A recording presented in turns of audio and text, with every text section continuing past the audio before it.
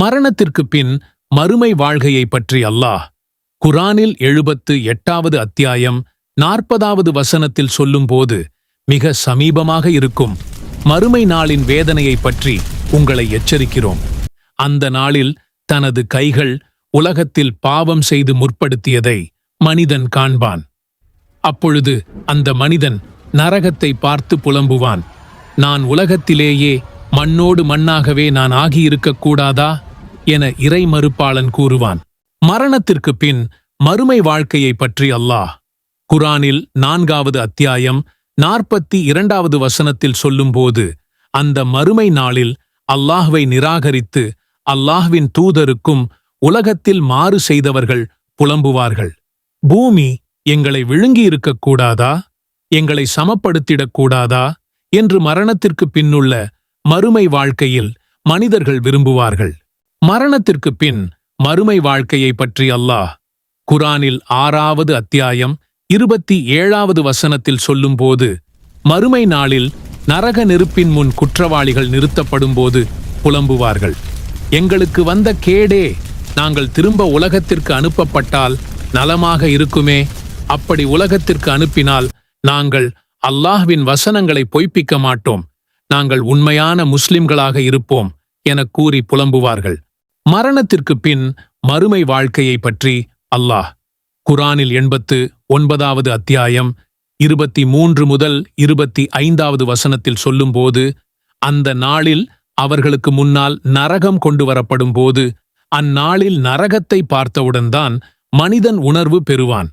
அந்த நாளில் மனிதன் உணர்வு பெற்று அவனுக்கு என்ன பலன் இருக்கிறது? என் மறுமை வாழ்க்கைக்காக நன்மைகளை உலகத்தில் நான் முற்படுத்தியிருக்கக் கூடாதா என்று அப்பொழுது மனிதன் கூறுவான். மரணத்திற்கு பின் மறுமை வாழ்க்கையை பற்றி அல்லாஹ் குர்ஆனில் 33வது அத்தியாயம் 66 முதல் 68வது வசனத்தில் சொல்லும்போது, அந்த நாளில் நெருப்பில் மனிதர்களுடைய முகங்கள் புரட்டப்படும் அந்நாளில், ஆ கைசேதமே, அல்லாஹ்வுக்கு நாங்கள் வழிபட்டிருக்கக் கூடாதா, இறை தூதருக்கும் நாங்கள் கட்டுப்பட்டிருக்கக் கூடாதா என்று கூறுவார்கள்.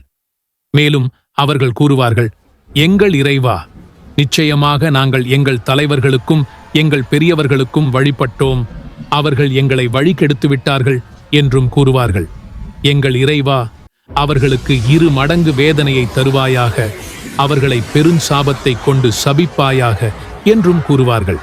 மரணத்திற்கு பின் மறுமை வாழ்க்கையை பற்றி அல்லாஹ் குர்ஆனில் 25வது அத்தியாயம் 27 முதல் 28 வசனத்தில் சொல்லும்போது, அந்த நாளில் அநியாயக்காரன் தன் 2 கைகளையும் கடித்துக்கொண்டு, இந்த இறை தூதருடன் நானும் நேரான வழியை எடுத்துக்கொண்டிருக்க கூடாதா, இந்த இறை தூதருடன் நானும் பயணித்து இருக்கக்கூடாதா எனக் கூறுவான்.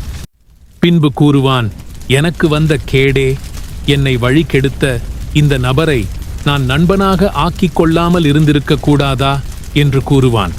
மரணத்திற்கு பின் மறுமை வாழ்க்கையை பற்றி அல்லாஹ் குர்ஆனில் 69வது அத்தியாயம் 25 முதல் 30 வசனத்தில் சொல்லும்போது, மனிதனுடைய நன்மை பாவ ஏடுகள் அவனுடைய இடது கையில் கொடுக்கப்படும்போது அவன் கூறுவான், என்னுடைய ஏடுகளை எனக்கு கொடுக்கப்படாமல் இருந்திருக்க கூடாதா, எனக்கு மரணமே இறுதியாக இருந்திருக்க கூடாதா, இந்த மறுமை நாளில் என் செல்வம் எனக்கு பயன்படவில்லையே, என் செல்வாக்கும் அதிகாரமும் என்னை விட்டு அழிந்துவிட்டதே. அப்போது அவனை பிடியுங்கள், பிறகு அவனுக்கு விலங்கை மாட்டுங்கள், பின் அவனை நரகத்தில் தள்ளுங்கள், பின்னர் 70 முழ நீளமுள்ள சங்கிலியால் அவனை கட்டுங்கள் என்று உத்தரவிடப்படும்.